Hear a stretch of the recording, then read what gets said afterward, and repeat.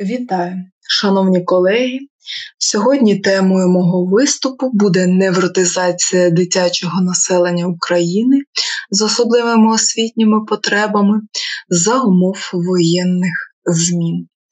Доповідачем буду я, Вовченко Ольга Анатоліївна, доктор психологічних наук, старший дослідник, старший науковий співробітник Інституту спеціальної педагогіки та психології імені Миколи Ярмаченка НПН України.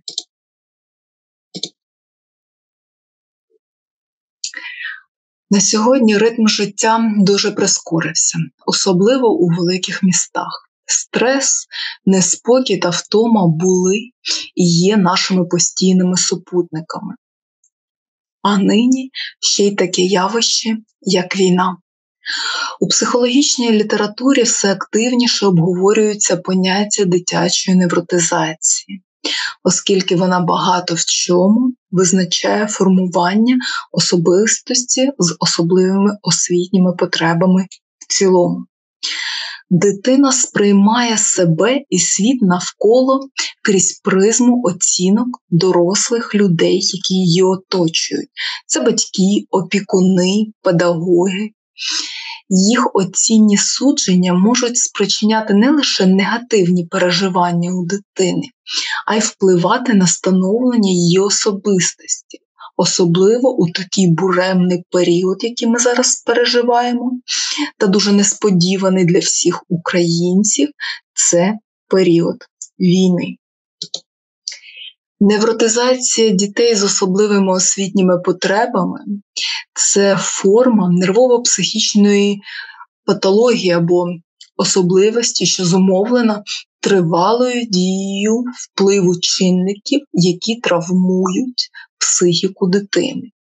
Нині на перше місце виходить, звісно, війна, події, які оточують українців та всю Україну, та особливості поведінки в родині за умов воєнних змін. Наприклад, це може бути гіперопіка батьків, непослідовність вимог до дитини чи розповідей про те, що відбувається навколо дитини, навколо родини. Неприйняття дитини, оскільки, наприклад, є важливіші проблеми, тобто у батьків життя перебуває у формі стоп, коли життя зупиняється, а найважливіше – це, наприклад, дочекатися брата, батька, чоловіка, але не турбуватися про дитину. Дитина це відчуває і в неї починається, стартує стан неврозу, невротизації. У появі невротизації значну роль відіграють декілька факторів. Сформуємо три основні групи. Перше – це біологічні фактори, спадковість, соматичні захворювання. Друге – це соціально-психологічні фактори, несприятливі сімейні обставини. І третє – це особистісні особливості та емоційні переживання. Наша сила, як неодноразово зазначають колеги-психологи, в нашій стійкості. Якщо ми будемо дбати про психологічну стійкість та відновлення українців, відповідно і діти будуть спиратися на стан батьків, на стан дорослої особистості. Росте зазвичай, як ми бачимо на малюнку, те, що ми поливаємо. Якщо ми будемо поливати страхи, смуток, то це буде культивуватися і відображатися дуже яскраво в наших дітях. Якщо ж ми будемо поливати надію, пояснювати те, що відбувається, і надавати необхідну увагу дітям, то все негативне буде по мірі можливості відходити на задній план. Найчастіше саме несприятливі умови виховання, до яких діти не можуть адаптуватися, призводять до невротичних розладів. Після початку війни орієнтовно у 77% дітей було зафіксовано неврози та невротичні порушення. Нагадаємо, що точну цифру встановити досить складно, оскільки є такі явища, як депортація, виїзди, переміщення родин за кордон та інше. Часто буває так, що батьки завантажені проблемами війни та проблемами виживання, забезпечення основних базових потреб. І самі батьки, тобто, страждають на невротичні порушення. Але вони й не підозрюють, що мають проблему або не хочуть витрачати час на візити до лікарів і переносять власні проблеми та комплекси на дітей. Недостатня психологічна сумісність батьків, певний диктат, авторитарність одного з членів родини, зміна традиційних сімейних ролей, зокрема перетворення малого на дорослого, коли відбувається парентифікація, коли дитина виконує роль дорослого. Усе це важливі соціально-психологічні умови, що можуть стати причиною невротизації дитини з особливими освітніми потребами. Хто схильний із дітей з особливими освітніми потребами до невротизації під час війни? Тут ми можемо визначити знов-таки декілька позицій. Діти, які зазнають конфліктів у родині. Часто спостерігаються, наприклад, дві крайнощі. Це повне злиття матері переважно з дитиною, найчастіше спостерігається в одиноких або розлучених жінок, що негативно впливає на розвиток дитини. Дитина виростає залежною, не може себе забезпечувати навіть базові потреби, завжди потребує матері для виконання певних дій. Вона безініціативна, тобто дитина, пасивна, і тому зазнає в колективі дітей булінгу. Дистанційність, байдужість чи навіть агресія у ставленні до дитини – це ще один аспект з боку батьків родини за умов війни, коли вони на перше місце ставлять соціальне, тобто війну, а дитина десь там. У цьому випадку дитина з ранніх років належить сама собі. Ще один аспект, як ви бачите, це викривлені педагогічні переконання. Тобто сприйняття життя власної дитини як шанс для втілення власних амбіцій і нереалізованих можливостей, або розчарування у дитини, якщо її особливості, наприклад, порушення зору, порушення слуху, не дає цього зробити батькам. Тоді батьки досить сильно тиснуть на дитину, знов-таки вивільняють свою агресію на дитині через те, що дитина не може реалізувати того, що планували для неї її батьки. Третій пункт – це емоційний шантаж, коли взаємини батьків та дитини побудовані за принципом «ти повинен», «зобов'язаний». Це є різновидом емоційного шантажу. Наприклад, дивися, як мені погано, коли ти щось там зробив або зробиш. Або ще один такий варіант. Такою поведінкою ти доб'єшся моєї смерті. Погодитись, що неодноразово ми чуємо такі фрази. Навіть в парку, проходячи повз батьків. Типовим прикладом емоційного шантажу є також буркотливість батьків, висміювання дитини на людях, якихось її там особливостей, наприклад, або коли в дитини щось не вдається. Четвертий пункт – це батьківська неспроможність. Тобто неспроможність батьків виконувати свої батьківські обов'язки. Часто це буває через соціальну неповносправність, або коли батьки не були готові до народження особливої дитини, і не знають, як її виховувати, або не можуть прийняти таку особливість у своєї дитини. Віддати її на виховання в певний заклад їм соромно, наприклад, і виховувати вони також не здатні.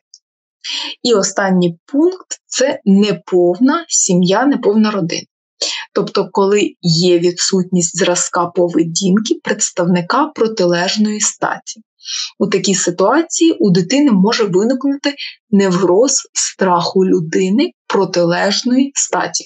З часом, коли вона буде зростати, наприклад, якщо в родині є у нас одинока мати, то протилежна стать – це у нас батько. Тобто, наприклад, у дівчинки буде страх спілкування з протилежною статтю, або буде деформоване ставлення до осіб протилежної статі, до хлопчиків, чоловіків у майбутньому.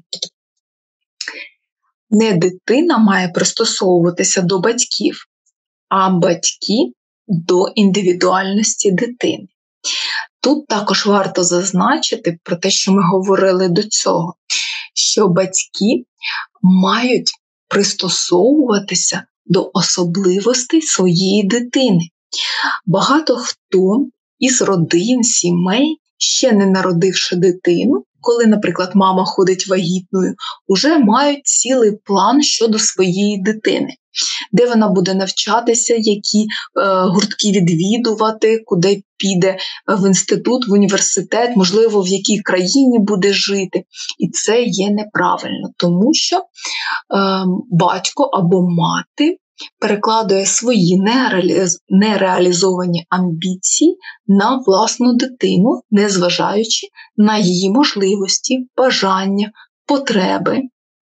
Тому неодноразово батькам на зустрічах з психологами, в школі, з педагогами потрібно наголошувати, що потрібно підкреслювати те, що у дитини є найсильніше, і давати можливість розвиватися дитині та її індивідуальності. Неврози у дітей не виникають, якщо батьки. Зараз, якщо у нас будуть слухати батьки, це дуже важливо. По-перше, своєчасно розв'язують власні проблеми і підтримують теплі стосунки в сім'ї, навіть після розставань. Якщо так сталося, що мати і батько розлучилися, досить важливим є той факт, щоб не були друзями, наприклад, перша та друга дружина, але щоб батько мав можливість спілкуватися із своєю дитиною, щоб мати не казала про батька поганих речей. Це дуже важливо для нормального зростання дитини. Друге, це батьки, які люблять своїх дітей, добре ставляться до них, чутливі до проблем своїх дітей, уважно слухаються до того, що говорить дитина, знають, які є потреби у дитини. Особливо це важливо за умов війни і постійних змін, переїздів, тих новин, які чує дитина разом із батьками. По-третє, це батьки, які спілкуються з дітьми щиро, а не так для галочки, або «добре-добре, іди швиденько». Згідно віку, тобто спілкуються згідно віку, пояснюють ситуацію навколо також згідно віку дитини.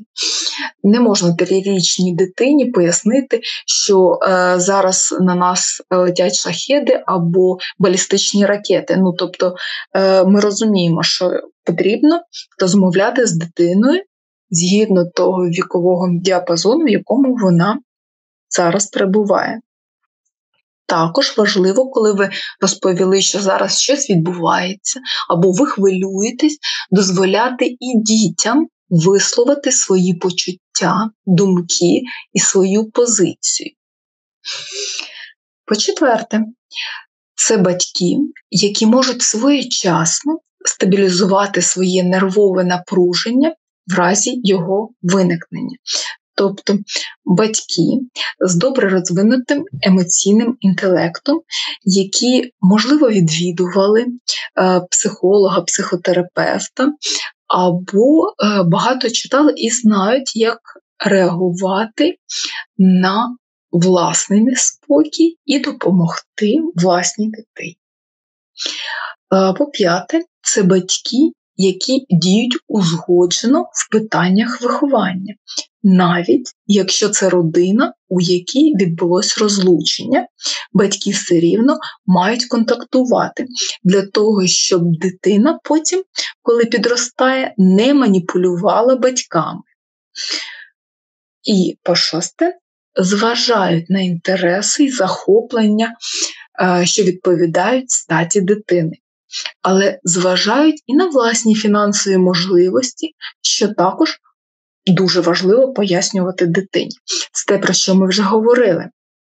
Важливо не перекладати на дитину власні бажання та амбіції, зважати на те, що вміє дитина, і розвинути ці особливості, ці можливості дитини.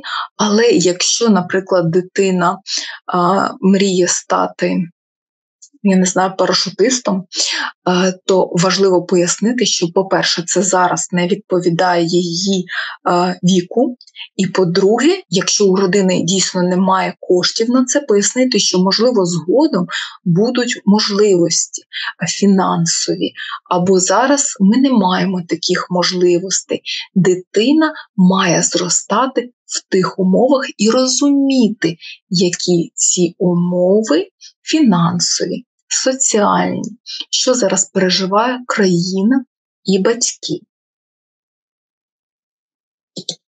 Дякую за увагу. Сподіваюся, інформація була корисною, стане у нагоді.